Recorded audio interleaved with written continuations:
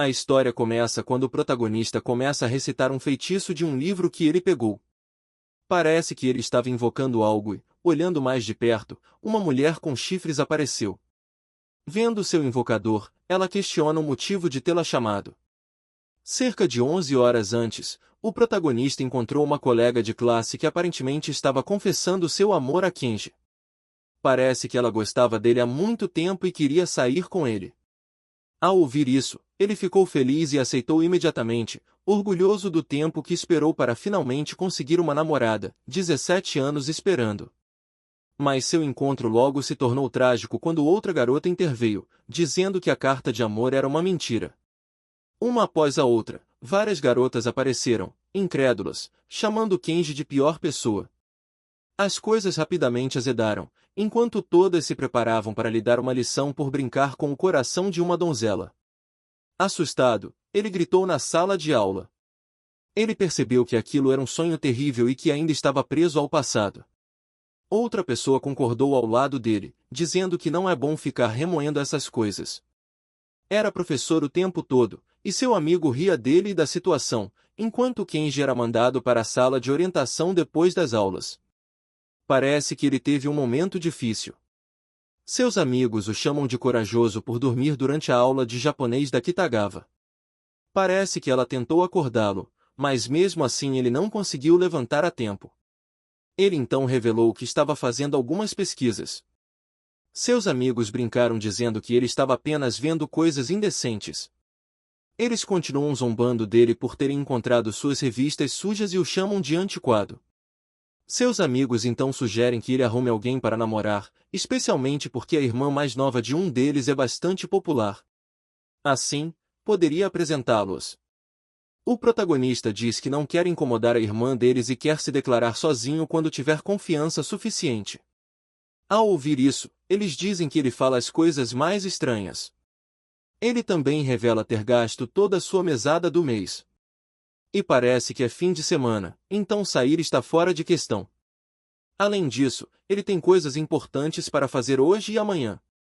Quando se despede dos amigos e vai caminhando de volta para casa, ele reflete sobre ter sido pego dormindo na aula, e percebe que não está em condições de se confessar para ninguém no momento. Uma namorada de verdade não passa de um sonho para ele.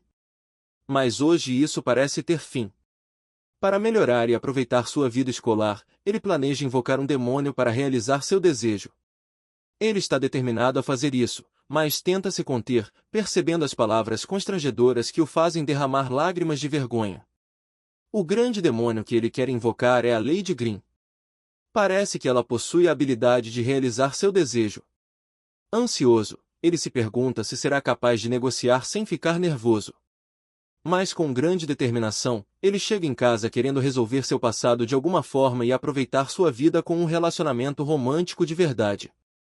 Porém, ao fazer o ritual, ele assume que falhou. Ele acha que cometeu um erro e que não é bom o bastante. Mas o demônio afirma ser a grande duquesa do mundo demoníaco chamada Greore. O protagonista estranha, pois sua aparência e personalidade são totalmente diferentes da lenda. Enquanto ele conversava com o demônio, sua irmã mais nova aparentemente ouviu uma voz feminina em seu quarto.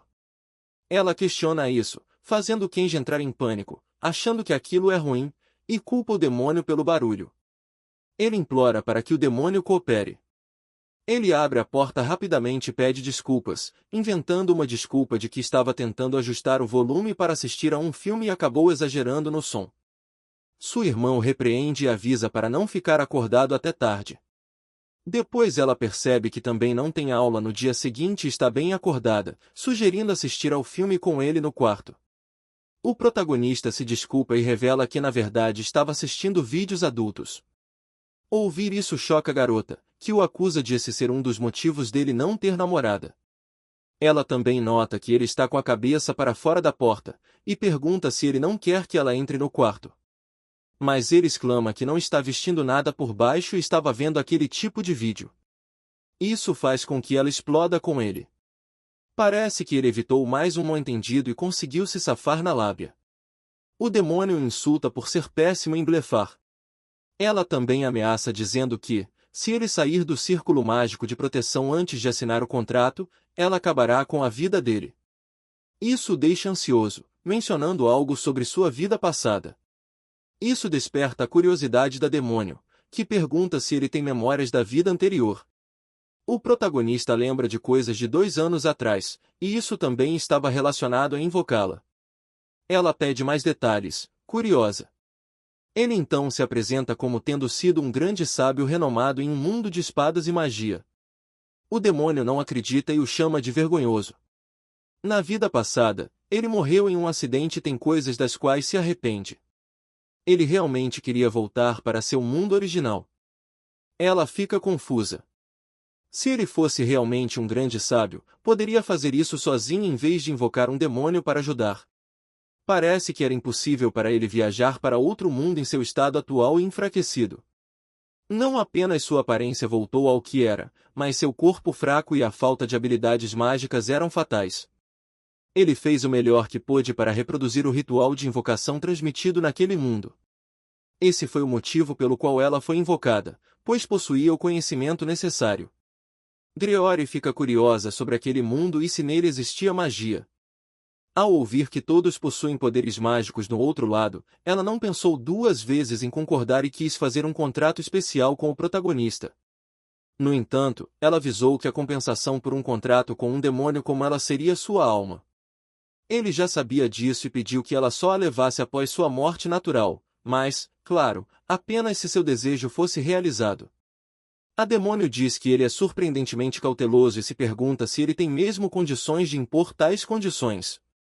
O protagonista fica nervoso, pois violência não é a resposta. Ela então afirma que aquele encontro era uma oportunidade rara e considera o contrato estabelecido. Ela se apresenta oficialmente como duquesa do mundo demoníaco, detentora da autoridade do universo. Ela pergunta qual era o arrependimento que ele quer resolver ao ponto de vender sua alma para uma demônio como ela. O protagonista revela seu desejo, ver como estavam as garotas de seu harém depois que ele morreu. A demônio fica chocada ao ouvir que ele tinha um harém e pergunta se ele era um imperador ou algo assim. Grimório provoca dizendo que ele tem cara de virgem, talvez por conta do trauma da causa de sua morte na vida passada. Ele assegura que era super popular e estiloso. Quando ela questiona a causa da morte, ele revela ter sido esfaqueado por uma das garotas no meio de algo, o que a faz comentar o quão traumático aquilo foi. Ela então usa seus poderes para rastrear as coordenadas do mundo anterior dele e criar um ritual para formar um portal de transferência. Quando termina, ela insiste em abrir o portal imediatamente. Mas ele a impede, dizendo que sua casa seria destruída no processo e sugerindo que façam isso em um lugar mais isolado. Ao sair do quarto para pegar seus sapatos, ele encontra-se achando do lado de fora. Parece que ela estava ali o tempo todo. Ela o repreende dizendo que ele é péssimo em guardar segredos, fingiu ter ido embora, mas ficou ouvindo tudo. Ela começa a chorar, perguntando se ele não é seu verdadeiro irmão e sim alguém tomado pelas memórias de uma vida passada. Enquanto ele tenta explicar que tem um motivo para querer voltar, ela pergunta, com ciúmes, se ele quer tanto assim ver o harém dele. Para o choque dele, ela já estava com uma faca apontada para seu estômago. Quando ele se aproxima, começa a tossir sangue e cai. Ela então ordena que a demônio pare de se esconder e apareça. A demônio enfrenta Cia e pergunta o que ela pretende, já que eles são irmãos de sangue. Cia então revela que iria ser abandonada, e que é a única mulher que deve estar ao lado dele nesta vida e na anterior. Kenji não acredita no que ouve. Desde que nasceu, ela também tinha memórias da vida passada. Ela revela ser a primeira parceira que ele invocou, e a traidora que o matou em sua vida anterior. Seu nome era Saki, o espírito da raposa. Após tirar a vida dele, ela também se matou, pois não tinha apego a um mundo sem ele. Ela se certificou de criar um feitiço de reencarnação para que pudessem nascer juntos novamente. E ela teve ele para si durante 17 anos, até hoje, tendo o prazer de tê-lo só para ela. Mas agora está furiosa porque uma demônio apareceu diante de seu irmão. A demônio pergunta o que uma simples humana poderia fazer contra ela. Mas Saki presume outros planos e revela sua verdadeira forma. As duas se surpreendem ao vê-la transformar-se novamente em uma raposa.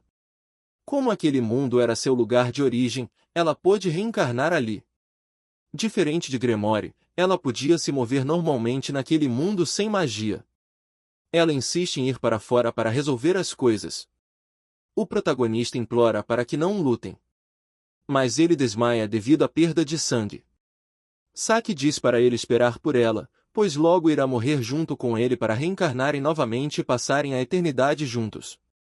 Do lado de fora da varanda, Gremory vê a oportunidade e ataca, dizendo que Saki a subestimou demais. Mas seu ataque é bloqueado, pois Saki afirma ter total confiança de que pode vencê-la.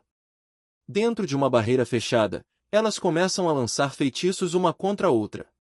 Gremory fica furiosa com o quão louca aquela raposa Yandere é. Enquanto isso, o protagonista está à beira da morte e percebe que isso não faria sentido, ele não pode morrer agora e precisa detê-las de alguma forma. Ele então percebe onde pode conseguir um pouco de poder mágico e olha para onde elas estão. Conforme a batalha se intensifica e mais magia se espalha, seus golpes finais são interrompidos pelo protagonista, que bloqueia os ataques e se coloca entre elas. Gremory fica em choque ao ver seu ataque ser parado apenas pelos dedos dele, incapaz de acreditar que ele estava usando magia. Ele havia absorvido e reutilizado a magia espalhada durante o combate, graças ao seu antigo título de Grande Sábio. Seu ferimento também desapareceu completamente, e o ataque refletiu contra Saki, fazendo Gremory reconhecer seu invocador como um feiticeiro excepcional. A raposa Yandere, que o traiu 2 vezes, estava agora em má situação. Saki percebe que não poderia vencê-lo. Mas o protagonista cancela sua magia e pede que Gremory se afaste para dar espaço. Saki só consegue olhar com medo enquanto eles ficam frente a frente. Ela se prepara para o pior, mas, em vez disso, ele a abraça e a conforta, pedindo desculpas por ter sido responsável por levá-la a tudo aquilo. Parece que ele percebeu o quão tolo foi ao ver o rosto dela enquanto sua consciência desaparecia. Ele nunca imaginou que ela estava correndo atrás dele e se preocupava mais com o fato de ela poder ser punida pelos outros. Ela havia entendido errado sua intenção de voltar e ficar lá para sempre, quando ele só queria verificar como estavam as coisas que deixou para trás abruptamente. No fundo, ele pretendia continuar vivendo como o irmão mais velho dela. Cia, a raposa Yandere, pede desculpas. Ela estava com medo, porque cada vez mais pessoas se aproximavam dele e temia acabar completamente ignorada. Lá no fundo, um ciúme feio nascido de seu complexo de inferioridade acabou se manifestando. Seus próprios erros o levaram àquela situação. O momento deles, porém, durou pouco, pois Gremory já estava abrindo o portal para o mundo onde ele havia sido reencarnado antes. Se fosse verdade que esse mundo transbordava magia, ele seria um paraíso para demônios como ela, e ela planejava conquistá-lo para alcançar grandes feitos. Ao ouvir isso, os dois ficam preocupados e a chamam de imprudente. Do outro lado, parece que o destino de reencarnação do protagonista já foi confirmado, e nesse caso, seu antigo harém de mulheres ficaria encantado em reencontrar seu amado mestre. Todas estavam ansiosas por sua volta, mesmo sabendo que sua aparência seria completamente diferente. E mais, ficariam felizes se ele estivesse enfraquecido, assim poderiam raptá-lo para si. Esse era o início do inferno Yandere. De volta ao portão, monstros começaram a atacá-los por dentro. Vendo isso, Gremory chamou as criaturas de fracas, mas, ao ser atingida, percebeu que o ataque era muito mais forte do que esperava. O protagonista e Cia pedem que Gremory as derrote antes que a situação se agrave, mas ela estava tendo dificuldades em vencê-las. Cia se desespera ao perceber que a barreira logo será destruída e tudo seria revelado. O protagonista não parece preocupado, já que quando o outro lado terminasse de observar este mundo, os deixariam em paz. Ele tenta usar outra magia, mas era impossível, ele estava sem poder mágico algum. Porém, o portal começava a se fechar sozinho. Parece que o propósito de Gremory correr para todos os lados era apenas ganhar tempo. As criaturas que vinham atrás deles tinham uma densidade mágica absurda para um mundo como aquele. Logo, tanto ela quanto os monstros desabaram, e o portal se fechou. Gremory fica extasiada, aquelas criaturas eram muito mais poderosas do que ela imaginava. Ela agora espera muito desse outro mundo e quer aprender tudo sobre ele. Ao descer, ela pede mais informações, mas o protagonista está satisfeito e diz que não quer voltar lá, o contrato havia sido cumprido. Grimoire se revolta, dizendo ser impossível, só o vazamento de magia daquele portal já poderia deixá-la muito mais forte. Ela pergunta o que aconteceria se invadissem e tornassem aquele poder delas. O protagonista responde que isso seria impossível, destruindo a ambição dela. Então ele pergunta o que ela achou dos monstros de antes. Para ela, pareciam demônios de alto nível, mas na verdade eram apenas familiares de baixo escalão usados para reconhecimento. A densidade mágica do mundo Tulia era normalmente alta. Era um mundo repleto de monstros, inclusive alguns tão selvagens que poderiam destruir países inteiros facilmente. Além disso, os humanos de lá eram mais fortes do que o esperado, embora presos à tecnologia medieval. Era possível que os habitantes daquele mundo fossem mais fortes que os próprios demônios. Grimoire fica apavorada, e então começa a chorar. Acabará de ter nas mãos a oportunidade de conquistar algo grandioso. O protagonista tenta confortá-lo oferecendo sua alma como cumprimento total do contrato. Ao ouvir isso, Cia fica furiosa, mas é contida por ele, que sorri. Grimoire se despede e diz que quer voltar ao mundo dos demônios, e vir buscar sua alma quando sua vida terminar. Mas nada acontece quando ela tenta retornar. As duas ficam olhando, constrangidas. Grimoire não entendia o que havia acontecido. Em seguida, ela percebe que não podia mais voltar para o mundo demoníaco. Normalmente, ela poderia simplesmente desfazer seu corpo temporário e regressar, mas Cia usa magia ocular para analisar e revela que o corpo de Grimoire agora estava completamente encarnado. Isso deve ter acontecido porque ela absorveu magia demais do portal. Seu corpo agora estava preso às leis daquele mundo, ela só podia usar um pouco de magia e havia se tornado praticamente humana. Ela fica em choque. Depois, começa a rir de forma histérica, pega a faca e tenta tirar a própria vida para voltar. O protagonista interfere, pois ela poderia desaparecer para sempre daquele modo. Logo, os efeitos colaterais começam, suas roupas se desfazem. Ela grita, e o protagonista fica sem saber se olha ou desvia o olhar. Aquele mundo tinha pouquíssima magia, e o ritual servia para sustentar as atividades demoníacas. A magia usada no contrato vinha do mundo demoníaco, e como o contrato foi concluído, a sustentação mágica acabou, deixando Grimoire sem poder para manter sequer suas roupas. Ela fica completamente vulnerável e chora. Eles tentam encontrar uma solução, mas o protagonista está decidido a não depender mais de magia ou demônios. Se afirma que isso é impossível, porque já descobriram onde ele reencarnou. Aqueles familiares vieram procurar por rastros dele. Ele tenta usar o argumento de que ficariam decepcionados ao vê-lo fraco, mas se rebate dizendo que nem todos admiravam apenas sua